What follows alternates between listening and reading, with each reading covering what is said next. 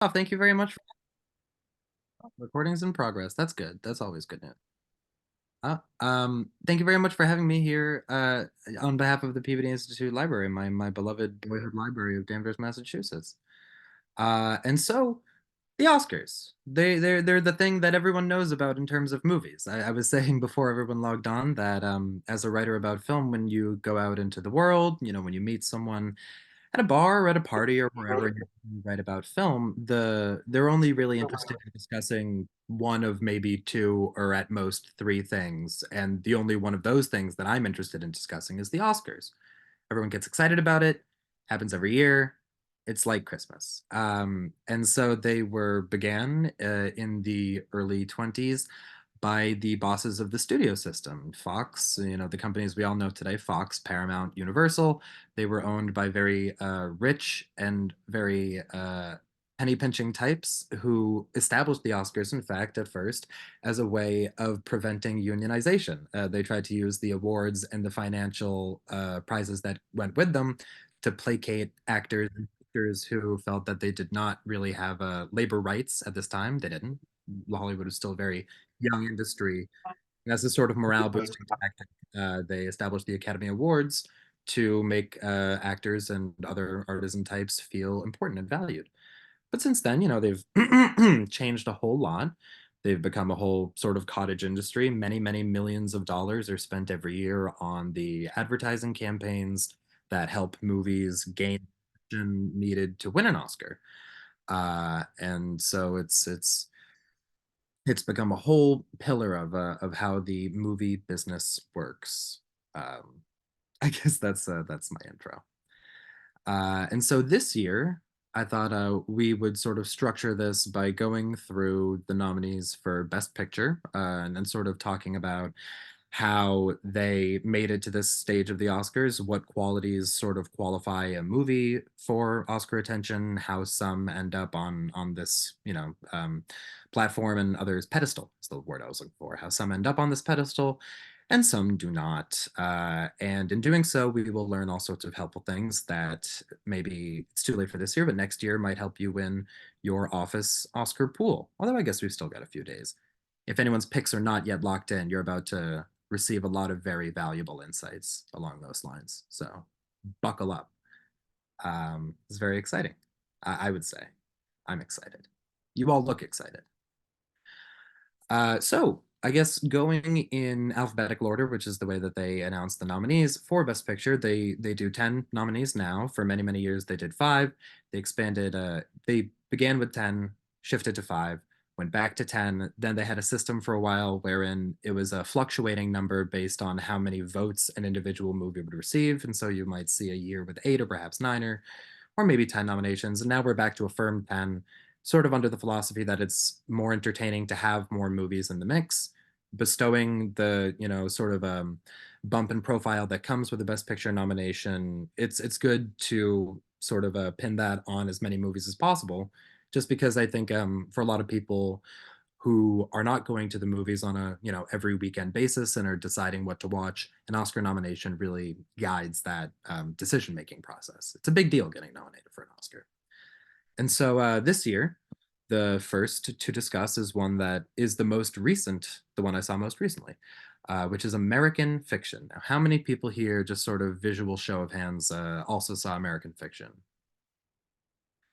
I guess moreover than that, how many people have seen all the films nominated for Best Picture even? How about that?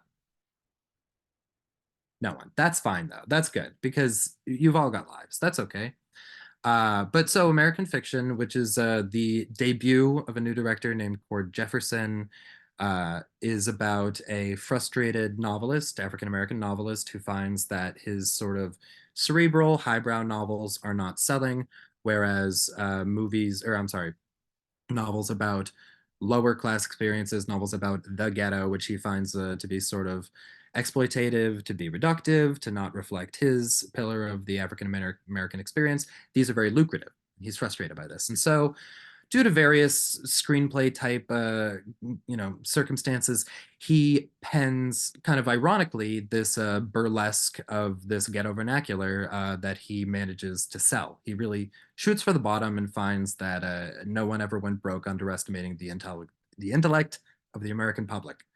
And so this novel sells, his hoax spins out of control, while at the same time, his family is going through their own personal dramas that reflect this non ghettoized idea of the Black experience that the character is really looking for in his own work. We see that reflected back in the movie itself.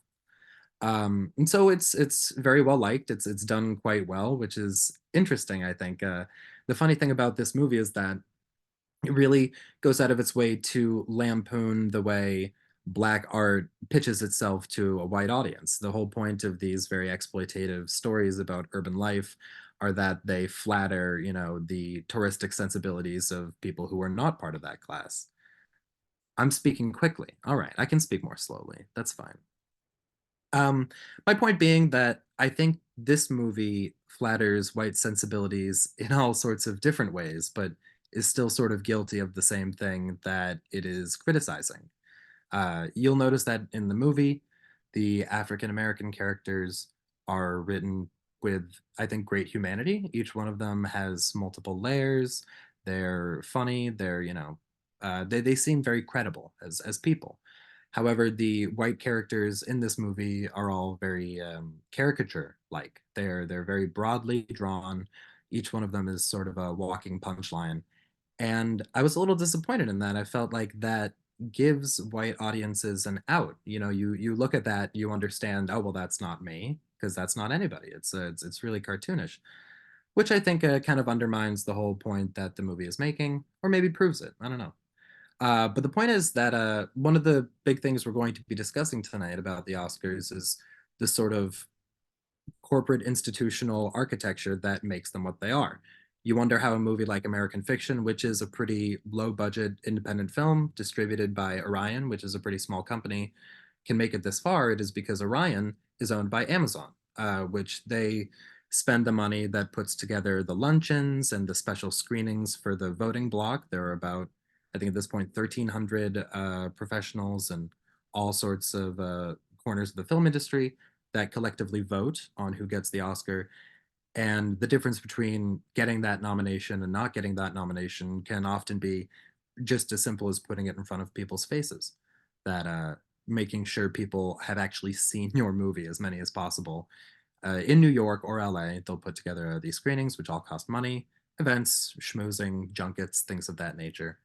And so yeah, Amazon's participation is really essential. We see their influence before Manchester by the Sea in 2016 was one of their projects that also made it the Best Picture race. What else? There have been others recently. Who knows? Moving on to the second Best Picture nominee, let's see, is Anatomy of a Fall, which is a European film, a very European film in a sort of pan-European way. It is a co-production between France and I believe Belgium, and Switzerland, and a number of other countries. The script is written in French, German, and English, performed by the superb lead actress Sandra Hüller, who plays a frustrated novelist who is accused of murdering her husband. He takes a little spill out of the second story window of their lovely chalet while listening to an instrumental cover of PIMP by 50 Cent, which recurs in the film. You hear that about 5 times. It's a fun little leitmotif, as they call it. And her husband takes a spill. The circumstances surrounding his death are very cloudy, both to the eventual jury at this trial that comprises the film, as well to us, the audience. And so we are left with a sort of gnawing, lingering uncertainty by director Justine Triet, who earlier, I guess last year it would be now, in May of 2023, won the top prize at the Cannes Film Festival, the Palme d'Or, for this film. She's one of a very, very small number of female directors to have earned this very prestigious honor. Anatomy of a Fall it's very entertaining as a courtroom movie. When I first saw it, I remembered thinking that it reminded me of watching Law and Order, one of my great joys in life. It's very involved in the particulars of the court process and the excitement of being in the courtroom, which, by the way, French court seems bananas, where anyone, it seems, can just say anything at any time. There is no structure or law governing this process. It's really outrageous, but very entertaining cinema. And so yeah, it's sort of carried by this commanding performance from Sandra Hüller, who's also nominated for Best Actress. It's a rather tight race, Best Actress, right now between Sandra Hüller is sort of the dark horse candidate versus Lily Gladstone from Killers of the Flower Moon, which we'll discuss later on, and Emma Stone from Poor Things. My bet, if you're keeping track on your ballots, is my bet is on Lily Gladstone. But Anatomy of a Fall, very entertaining movie, and is interesting in particular because this is not, I think, what a lot of people think of as the conventional choice for an Oscar film. Number one, it is nominated, or no. Oh no, that's right. It is not nominated for foreign film because I received a question down there in the question section. I don't know if you all saw that, but they were asking about whether why this was not nominated for best foreign film, which is a good question. This is a French film, and the reason it was not nominated for best foreign film is because the submission process for that award is very arcane and illogical, wherein each country individually forms a selection committee from, an arbitrarily chosen group of professionals within the country, and those people who are often acting informed by government influence choose the film that will be submitted to the Oscars. It's not a matter of the best French film of the year, but rather the one that is submitted. And so last year, when France was deciding what movie they wanted to represent their, cinematic patrimony or whatever, they chose instead a film called The Taste of Things, directed by Tran Anh Hong, a Vietnamese French immigrant, which is a film I enjoy very much. It's about cooking and love and all these, very sensuous, sensual things. I found it entertaining, but it did not make the cut for the final five of the best film Oscar. Um, and so, I mean, it's a question worth asking. If they had gone with Anatomy of a Fall, would that have carried them to the final five? Probably. And a more interesting question still is why wouldn't they go with this film, which at that point had amassed all this acclaim, top prize at Cannes, and I think that that goes down to the sort of fusty tastes of these French gatekeepers of their taste. The people who are on the selection committee are generally of an older and broader sensibility. And so I think something which is a little spikier, it's a little more ambiguous, like Anatomy of a Fall, is not as appealing to them as the more straightforwardly pleasurable The Taste of Things. Although I like both of these movies very much. Anatomy of a Fall, by the way, is function. It is released by the company Neon, which won the Best Picture Academy Award in 2020 for the film Parasite, which we will come back up later on this evening. The next film is one that I'm sure everyone has seen. I enjoyed Barbie. Everybody has Barbie fever. I know that my mother did not care for Barbie, but that's okay. No, no, she did not. She's shaking her head. She didn't like it. Um, 3 times. She didn't like it, but she saw it 3 times. We're all having fun. Barbie, it's exciting. It is the highest earning movie of the year. It is a true blockbuster, and yet it has ended up here in the Best Picture race, which is thought of as not tied to a commercial appeal as much as other things, but Barbie has a lot going for it. I think someone in the comments, Trisha just mentioned the eye candy sets, that this is a very elaborately designed movie. The sets, the special effects, a lot of which were achieved through practical means. Not CGI. They're not using computers to just whip up effects, but they're really building. The machines that can reproduce things a lot like in the olden days. I learned a lot about this film. I interviewed the cinematographer who talked about a special colorization process that they devised just for Barbie that would replicate the old Technicolor films from the 40s and 50s. Interesting stuff. Everybody loves Barbie. Everyone knows Barbie. And I think Barbie is in many ways about that. It's about the pressure of being a globally recognized person, about being a celebrity, essentially. I think the role is played very well by Margot Robbie. But at the same time, I think Barbie bites off a little more than it can chew in terms of trying to be satirical about its own corporate origins. This is a movie financed by the Mattel Toy Corporation, and as much as there tries to be a sort of subversive angle on that, we end up meeting these toy executives for Mattel who are all sort of stuffed suit types, and it shows that the movie has a sense of humor about itself and its financial benefactors. It still rang a little false to me.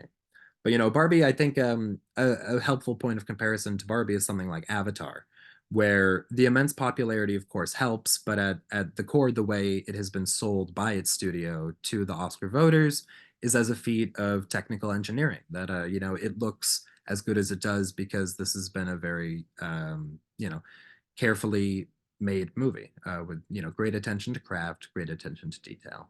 I like Barbie. The fourth one is The Holdovers. I think a very enjoyable movie, a very old-fashioned movie. In a literal sense, actually, it is set in the late 1970s, and it's styled to look that way. They used post-production effects, special effects, to replicate the look of film grain from that era. They invented an old-timey logo for the studio, Focus Features, which didn't even exist at the time, but they wanted it to look, like it fit in with that period. And so I enjoyed it. It's a sort of downbeat, offbeat kind of movie, but a group of boys at a boarding school, an elite Massachusetts boarding school, in fact, modeled after Phillips Andover, which, fun fact, maintained a student exchange with Nazi Germany through the 30s, very, very close to the United States declaring war. And they never issued an official apology for that, which I think is actually pretty germane to the movie because as we see, a lot of the students who attend this school are really, nasty, conservative types, and they bristle against our protagonist, our guy, who is a sort of rebel without a cause, played by a wonderful undiscovered young actor named Dominic Sessa, who was discovered at Deerfield, not so far from Danvers. And so he plays this sort of surly, resentful, insubordinate student who has to stay over Christmas break. The most cantankerous teacher of all at the school, portrayed by the great Giamatti, who I think this is just such a wonderful character. He's very erudite, very wry, very sarcastic, very funny, but this conceals a deep loneliness and hurt within him. And Paul Giamatti is very gradual and very natural about how he peels back these layers.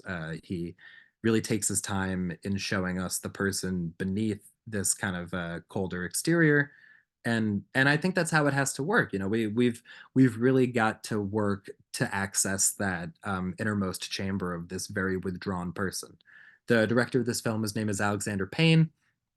He received criticisms for many years that he made kind of inhumane, detached films. He made a film called Citizen Ruth, which satirizes both anti-abortion advocates and abortion advocates, sort of in equal measure. Election has the same glib attitude, where it presents you with a student election wherein no candidate except the anarchist really is worth your vote.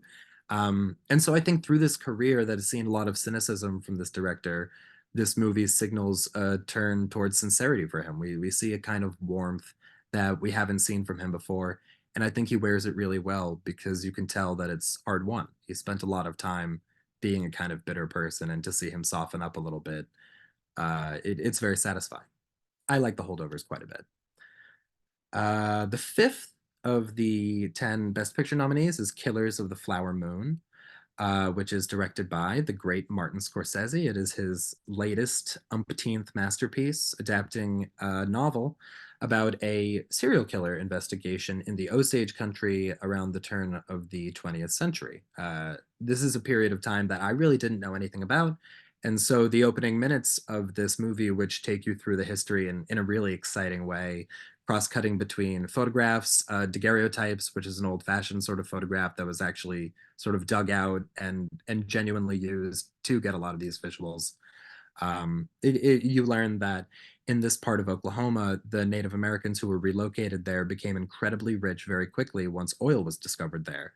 And as soon as they all had that money, inevitably white vultures would come in and try to scam it off of them. And two such people are played by Leonardo DiCaprio as what's his name? Um, I suppose I can't remember. But Leonardo DiCaprio and his uncle Robert De Niro, both of whom turn in terrific performances. And so they jointly hatch a scheme, or I suppose they bring him into an ongoing scheme that is to ingratiate themselves with these very wealthy Native Americans, marry them for their money, and then give them the old heave ho. And so we see through this, even though it revolves in the way that a lot of Martin Scorsese's movies do, around villainy, around the evil of men, around sin. He's a very, Catholic boy. He still thinks about sin. Even though that is one of the guiding themes of this movie, so much attention is paid to the heritage and the history of the Osage people, a lot of whom consulted on the film, a lot of whom appear in the film and whose language is spoken in the film, their music is in the film. And for those of you who have seen it, the final shot, which is this beautiful kaleidoscopic aerial shot of all these dancing people from different tribes, really honors them. And so I think that is one of the reasons, this sort of social current of paying attention to this historically marginalized group. I think that that is one of the things that has propelled this movie to the stage. It's got a lot going for it. It's got a great director who's always turned in total unimpeachable work. Although it looks like the only award that it's really cruising for is Lily Gladstone, who is terrific as Leonardo DiCaprio's Native American wife, who is being poisoned from her by him in a sort of Hitchcockian plot of desire twisted with danger. Wonderful stuff. It's immaculately put together. The production designer Jack Fisk is a legend who's been working since the 70s. He worked with Terrence Malick on all sorts of work. And they really, took the $180 million given to them by Apple and ran away with it. It's a terrific looking movie, very elaborately designed. I love it. The next one is Maestro, which comes to us from Netflix. They always, put their firepower behind one or two titles, and they have a regular presence in the Oscars. Maestro is a biopic about Leonard Bernstein, directed by Bradley Cooper, who I think relates to this character of Leonard Bernstein, who is a virtuoso, a genius who was very driven by his desire for perfection, who wanted nothing more than to be the greatest, to be taken seriously. And I see a lot of that in Bradley Cooper and the way he makes this movie as well. You see, it's I suppose you can see him trying very hard while making this movie. It shifts aspect ratios, the size of the screen shifts from a longer wide screen, to a or from a short screen to a wide screen. It goes from black and white to color. He includes all these sorts of fantasy sequences. He's really, he's throwing the kitchen sink in there. And I think that that effortful nature has ultimately worked against him. Maestro is not projected to win much of anything, although you see there's a real lunge at awards, I think, implicit in the movie. You see so many scenes of adoring crowds applauding Leonard Bernstein, celebrating him in this very, laudatory awards show way. But I think that being perceptible, that being part of it is it turns people off. I think a lot of Academy voters can sense that someone, Amy Adams, I think, is one example people use of this. When people get the sense that you want the Oscar too badly, they are less inclined to give it to you. I think a lot of this is projection, but there might be something to it.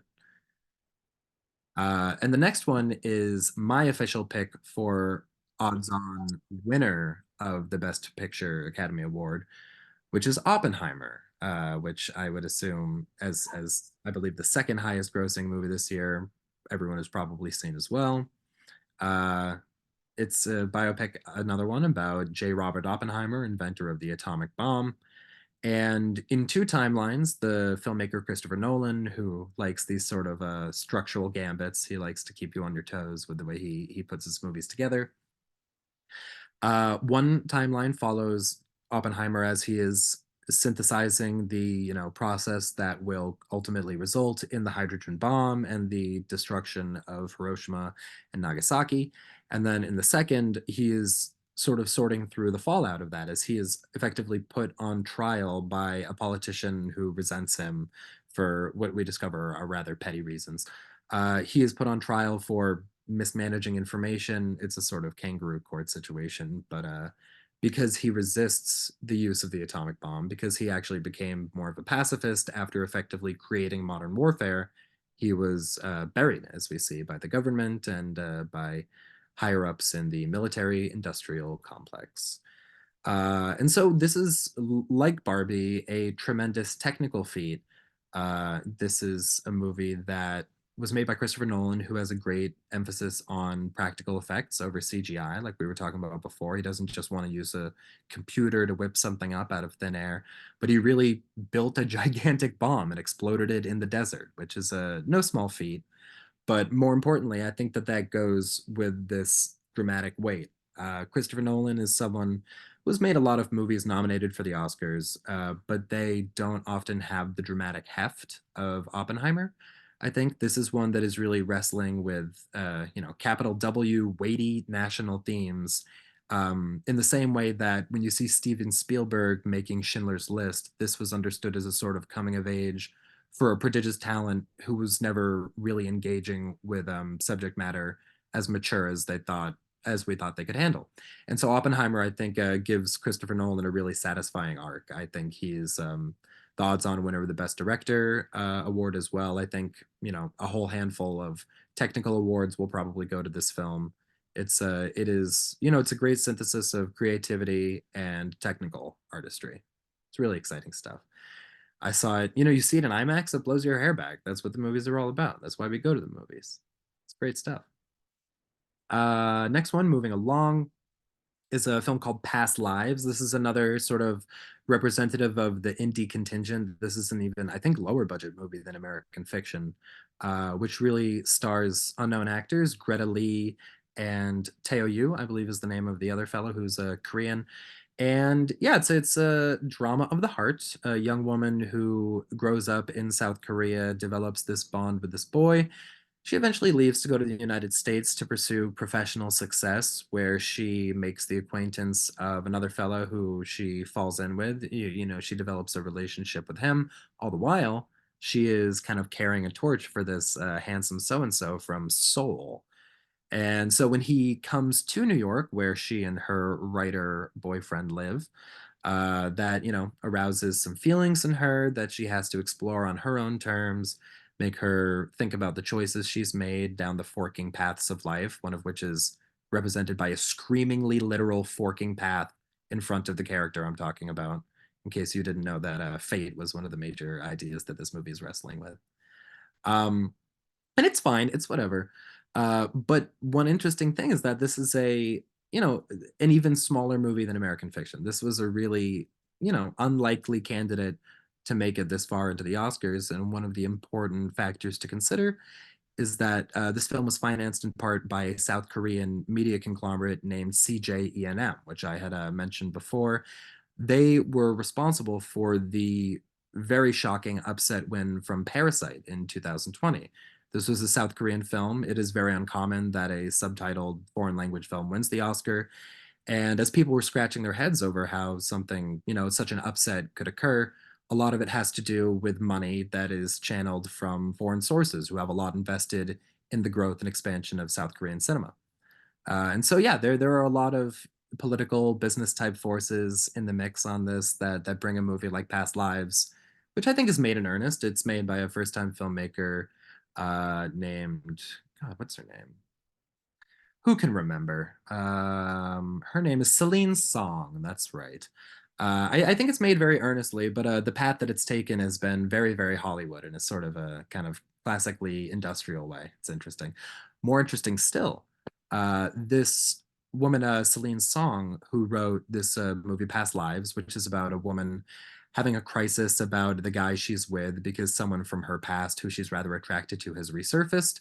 She is married to another screenwriter who has a film coming out later this year called Challengers, which stars Zendaya as a young woman in a relationship who is put into emotional turmoil when an attractive stranger from her past resurfaces and makes her question her feelings.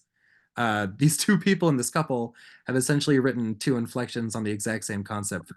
Very goofy, very funny. Funnier still that it's about doubting your relationship. It makes you wonder what might have happened between them. I like to imagine that they lived through a saga like this and then they both decided to you know, hopefully get a script out of it. Uh, second to last, penultimate of the Best Picture nominees is Poor Things, which I think has the second highest number of nominations of the films this year, just trailing Oppenheimer. Poor Things comes to us from Greece's Yorgos Lanthimos, last seen directing The Favorite, also starring Emma Stone, for which Olivia Colman won the Oscar, which has, I think, in many ways, a similar sensibility, which combines this very starched collar, high period sensibility with a very modern kind of vulgarity. We see a lot of sex and violence in this movie, which go along with this sort of prim literary treatment of them. I believe this was actually adapted from a novel. And you can really feel that the way the film plays with language. This is about a suicidal woman who is brought back to life when the brain of her unborn child um, is implanted into her brain. Uh, and as the film progresses, by the way, this is much like Maestro begins in black and white and moves into color. It changes aspect ratios, whatever. This runs on a parallel track with the psychological maturation of the character as her brain gets, older as she progresses from essentially being a babbling baby to a fully grown woman with opinions and ideas and self-determination. The form of the film kind of grows with her. We see this reflected a lot in the soundtrack, which begins with very sparse, very crude, rudimentary arrangements, and then eventually blossoms into these swells of complicated orchestral sort of room filling sound, much in the same way that she goes through this process of becoming a woman. I like Poor Things a lot. I thought it was funny. I think it's very honest that this this woman who has the brain of a child in the body of an adult develops a fixation on sex. I think that's probably how this would play out in real life. I liked it quite a bit. I think in a year without Lily Gladstone, who has a lot going for her, she's terrific and would be the first Native American woman to win the Best Actress Academy Award. I think in a year without that, it would probably be Emma Stone's to lose. She really she puts a lot into this performance physically, she shows range. I don't know. It's terrific. And I think while it will, in all likelihood, be shut out of the major categories, this is kind of Oppenheimer's year, shaping up to be Oppenheimer's year. I think it could stand to pick up probably costuming would be my guess, and probably production design as well. They have these really crazy expressionistic sets with all these like swirling amoeba shaped ceilings and these staircases that look modeled after Gaudi's architecture in Barcelona. It's really, really interesting stuff. And then the last one of all is The Zone of Interest, which is a Holocaust film, but a very unusual take on the Holocaust film. Rather than focusing on the suffering of the Jews, this film stays for its entirety with one family of Nazis that lived just beyond the border wall of the Auschwitz death camp. And so this film, which maintains a chilling straight face through the entirety of its runtime, shows us the daily goings on of the Haas family, who the father Rudolf Haas is a sort of rising star in the Nazi party. And we see him advancing in his career in a chillingly businesslike way. He seems like, no different than a salesman. And excuse me, to him, we start to see this dissonance the way that he rationalizes it, that to sort of harbor the enormity of the Holocaust's evil in a person requires a lot of self-denial. And that's one of the ideas that this director, Jonathan Glazer, is trying to convey with this very unorthodox approach. We see just like the really disturbing normalcy of how this family, they have dinner, they play in a little pool, they tend their garden, the mother tries on clothes, and they have managed to divorce themselves from the horrors that they're implicit in to such a deep extent that they're completely out of sight, but not totally out of mind. The sound design, which is made of churning machinery, roaring furnaces, and mostly human screaming by a wonderful musician named Mika Levy. uh, it confronts us with these, unspeakable atrocities that the Haas family, has essentially blocked out of their lives. They've blinkered away. And so this is also an A24 production, much like Past Lives. And I think, I honestly, I did not even like this movie. I think aesthetically, I have a lot of objections to it, but it's interesting that it made it this far at all. It's a very formally rigorous movie. It's almost experimental with how intense it is about its form. The director, Jonathan Glazer, was not even present on set for these shoots. He would set up these remote controlled cameras and just send the actors into the rooms and have them play these scenes for 20 or 30 minutes at a time. And he would control everything from another room with a little joystick because he wanted them to feel as immersed and isolated in this, very unsettling world as possible. I'm seeing some great questions in the chat, and I would love to address some of them now that we've made it through this sort of primer on the year's big movies. So let's take a look. What is my take on who should win? Well, that's a whole different question. I Of the films that are nominated. And so yeah, there are two different ways to ask this question, which is what do you think should have been nominated that was not nominated? And of what is on the table, what do you think should win? And so I'm really not opposed to a victory for Oppenheimer. I think Oppenheimer is a really monumental achievement. Its ideas make sense to me. They hold together. I thought it was really, really great. I guess if I had my druthers and could dictate just one of these, the best supporting actor race this year is currently between Sterling K. Brown in American Fiction, Robert De Niro in Killers of the Flower Moon, Robert Downey Jr. in Oppenheimer, Ryan Gosling as Ken. He's just Ken in Barbie, and Mark Ruffalo in Poor Things.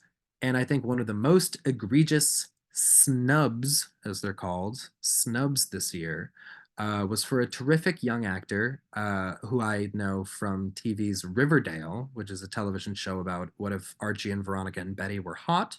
This actor is named Charles Melton, and he was one of the stars of May December, a wonderful film also starring Julianne Moore and Natalie Portman, in which Portman plays an actress who has come to Savannah, Georgia to study a Mary Kay Letourneau type, played by Moore, who's an older woman, seduced a child in I guess, in a febiphilic affair de ser, and that was the subject of great scandal. And all these years later, they're still together. And Natalie Portman comes to try to make sense of this confounding personality.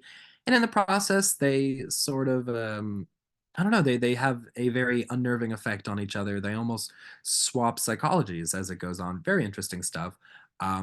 Deprived almost entirely of Oscar nominations, save one for Best Original Screenplay.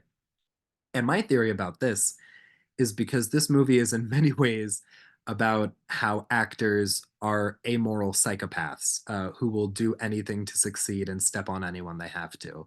And I find that is probably not an agreeable concept to the acting branch who votes on these Oscars. I think it got a little too real, a little too hit a little too close to home for them. They couldn't handle the truth, as Jack Nicholson would say.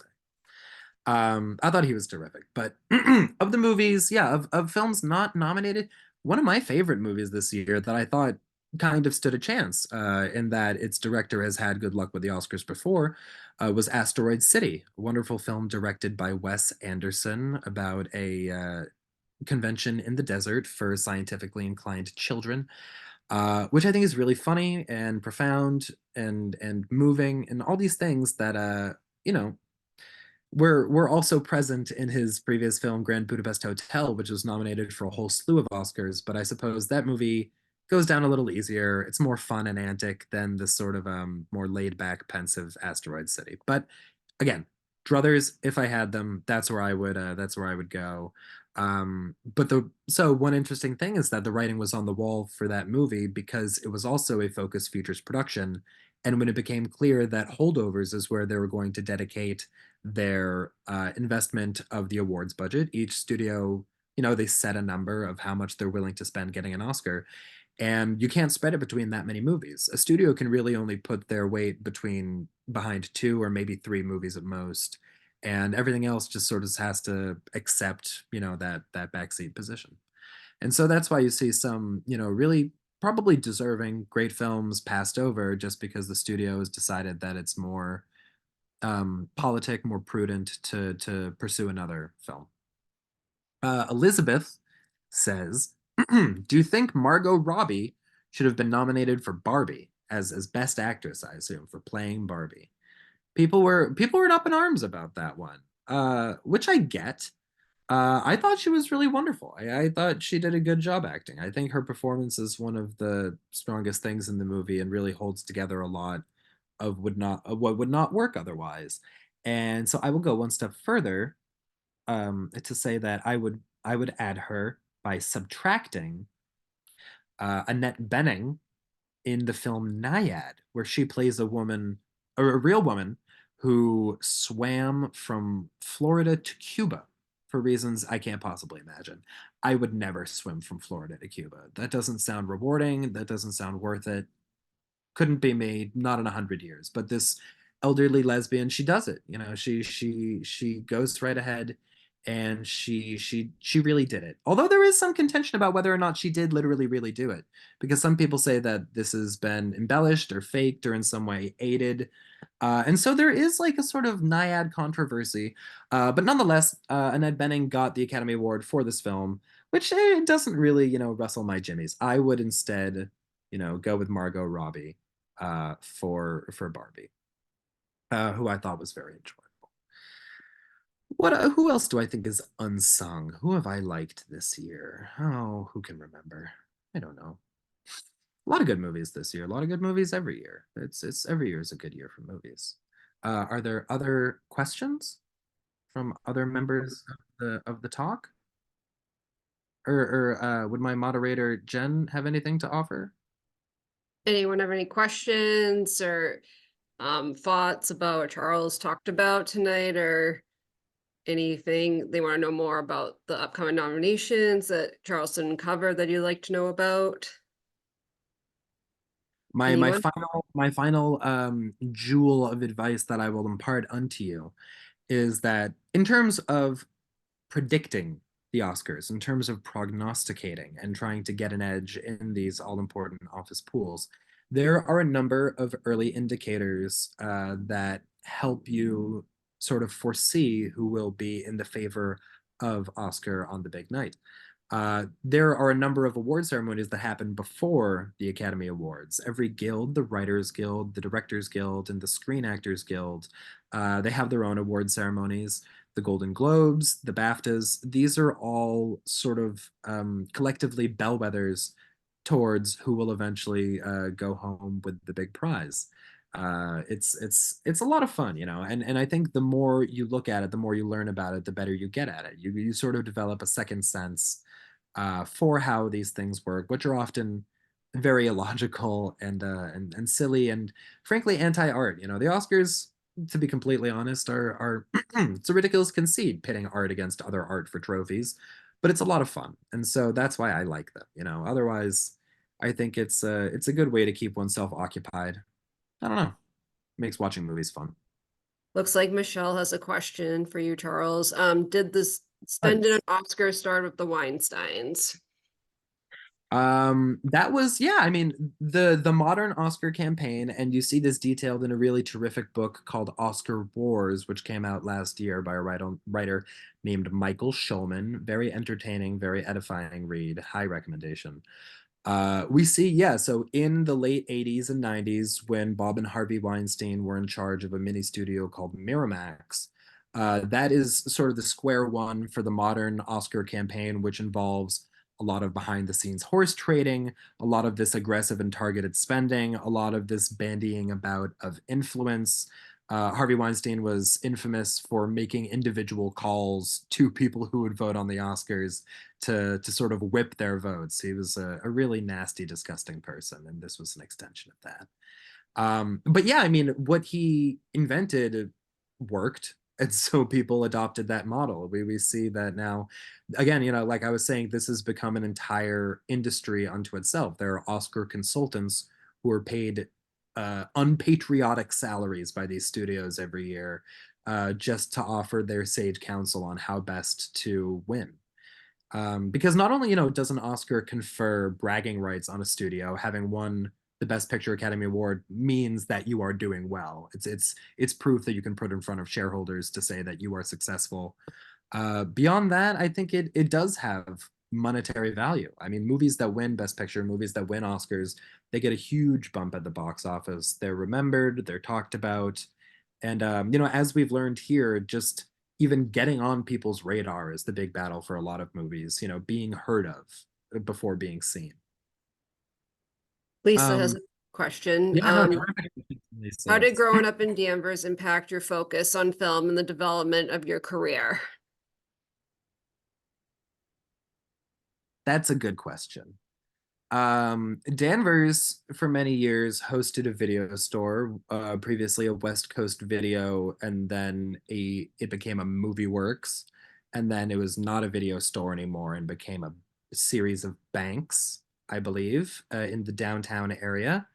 um, Going there, and just sort of wandering about the aisles and looking at all these different movies and being curious about what they were about, looking at the box art, sort of ducking my head around the corner which separated the movies from the pornography section. These were all formative experiences during which I felt like the whole breadth of cinema was laid out before me.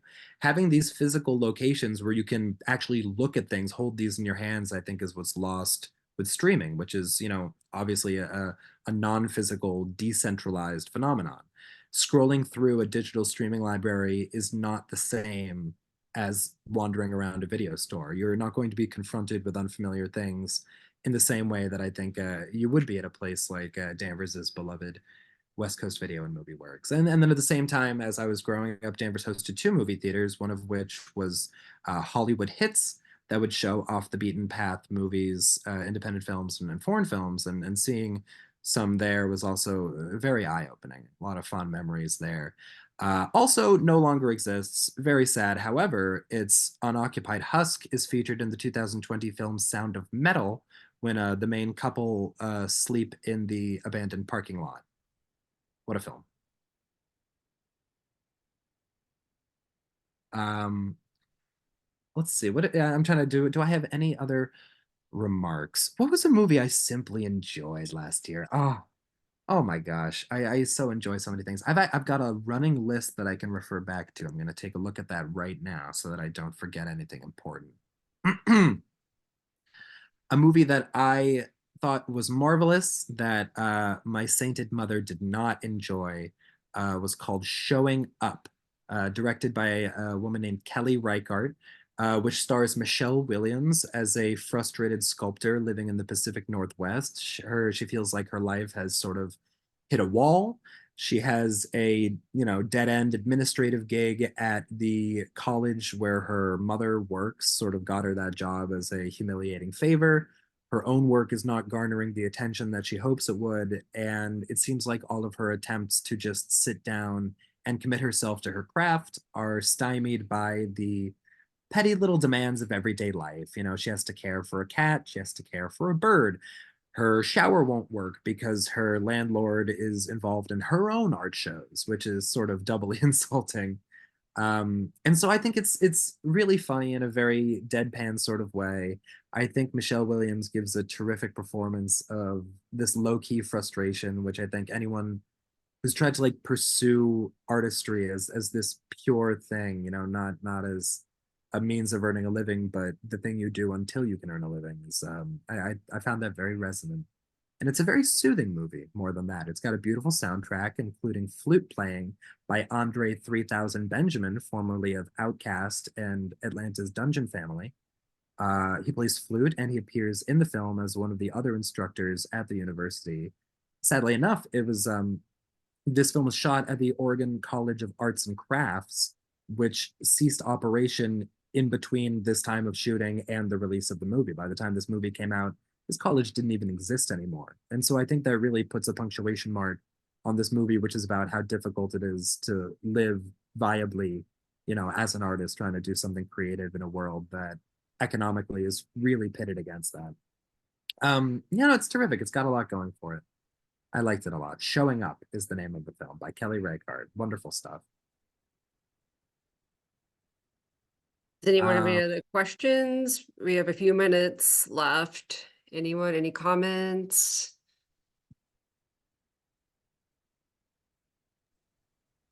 Charles, yes, what? Hello.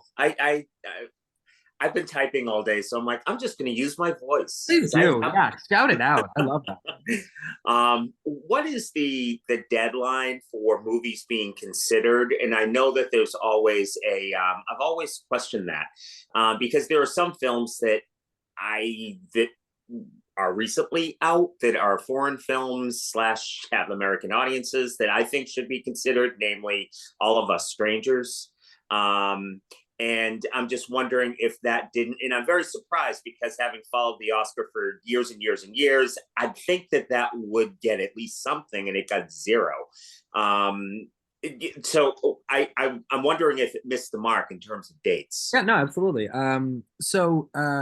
for deadlines, the normal Oscar cutoff is yearly, January to December 31st. What will happen sometimes is the movie will do a limited release in New Right. York and LA in December, and then they will hold until January to expand throughout the country to sort of take advantage of a less competitive market in January. As for foreign films, all they have to be is released in their native country.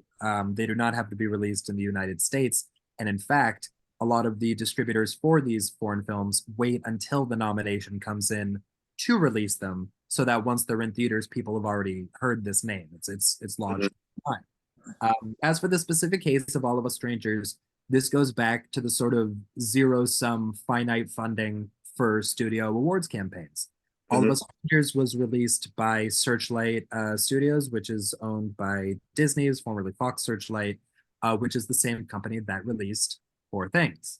And so this is, I think, when Poor Things, by the way, Anatomy of a Fall won the top prize at Cannes. Poor Things won the top prize at the equally prestigious Venice Film Festival. And so that really came out of the gate with a lot of almost unanimous acclaim, awards attention from, these European bodies. And I think Fox really, or I'm sorry, not Fox, but Searchlight Pictures, the former Fox Searchlight, really wanted all of their firepower on that. And it's hard to deny that that was probably a smart move. It as the results go, they've got 11 nominations this year. But I hear what you're saying as well. All of Us Strangers is a very deeply loved movie by a lot of people this year. I've heard from many who are frustrated that it did not end up there. I think that in a less competitive year, Andrew Scott, who plays the lead role, probably would have ended up in the Best Actor category. But it was a rather tight race this year. To the fact that Leonardo DiCaprio, who was in Killers of the Flower Moon, who I thought was Right. like a sure thing, did not even make the first cut of nominations. Mhm. So I think we see how much of this is due to luck and the relative paltriness of the field from one year to the next. It's the stars kind of have to align for someone to win an Oscar. Mhm. Okay, great. Thank you. Yeah. Looks like we have two questions left before we end for tonight. First question from Lisa, where will you be watching the Oscars on Sunday night? The Cabot has an annual watch party. Oh, that sounds like lots of fun. Everyone loves a watch party. My fiance and I are going to a friend's apartment. He and his gal pal are hosting us. We're going to watch the ceremony and have some drinks, and we are going to, I think, so I'm responsible for the menu of the evening, and I've got lots of fun themed cuisine planned. Where this movie, May December, one of its most quotable lines is when Julianne Moore she gives a dramatic look to the camera, and she goes, "I don't think we're going to have enough hot dogs." And so the meal is not enough hot dogs, not enough nominations for May December, and so we're going to have hot dogs. And all the different toppings and accoutrements are going to be themed from each of the other films. We're going to have kimchi and yangnam sauce for Past Lives, which is Korean. We're going to have sauerkraut for Zone of Interest, which is German, things of that nature. It's going to be lots of fun. Everyone's going to love it. You'll be Uh, in Brooklyn where you live too. I'll be Not in New York, where I right don't around here. Massachusetts. I hope I haven't misled any of you. I'm not on site. I'm far away. But yes, I'll be here in New York. I have always wanted to go to the Oscars, although everyone who has gone tells me that it is just horribly, horribly boring. And the logistics of going to the bathroom are needlessly stressful. And it just does, no one who goes tells me that it is a good time. And yet I would like to go once for myself just to know for sure. Can yeah, I no, ask one? yeah, Why don't please. you, we're gonna wind up, but why don't you just tell us is it okay to ask one more thing? Absolutely. Why don't you tell us what it's like to go to Cannes? Everybody like how fabulous. Okay, all right, yeah. It's nothing to do with the Oscars, but I a few times in the past have covered the Cannes Film Festival in the sunny south of France on the Côte d'Azur, on the Croisette, where they debut films from all over the globe. The competition section purports to collect the cream of the crop in terms of global cinema, which includes films from a lot of American directors, you know, really big name kind of people. Killers of the Flower Moon premiered there last year. Once Upon a Time in Hollywood by Quentin Tarantino premiered there. A lot of big ones. And yeah, it's a lot of fun. It's very exhausting because these are very long days. The first screening is at 8:30 a.m. How would you feel about watching a 3-hour Turkish film about a teacher who has a cold at 8:30 a.m.? You have to stay awake through all of this because you're going to write about it afterwards. That's on you. But that's fine.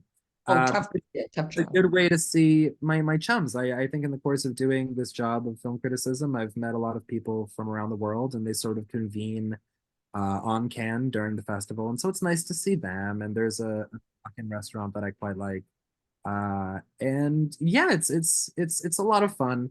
Though it always has a way of reminding me just how poor I am, because you look around and everyone has a yacht, or like everyone is talking about like a villa or something.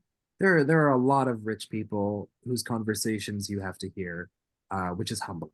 But that's okay. It makes me feel like I've come so far. It's a lot of fun. And what else? Rosé, terrific, very, very cheap rosé wine, which everyone loves. I love. It's a good time. All right. Well, I want to thank Charles again for doing this virtual program with us tonight. It was an excellent talk about the Oscars, and thank you so much for coming on tonight to talk about the nominations and all the upcoming movies. And just a reminder, everyone, if you haven't checked out our Oscar display in the lobby, please feel free to grab a ballot, because we're doing the contest with the movie and dinner, which will end this Sunday. So please grab a ballot to vote your nominees for the Oscars, and you can maybe win a chance for a dinner and a movie. This has been a pleasure. I've had so much fun, and thank you all for joining me. Thank you. Have a good night, everyone. Thank you. Thank you. Enjoy the Oscars on Sunday. Have a good time, everybody. Drink Bye-bye. responsibly. That's Thanks for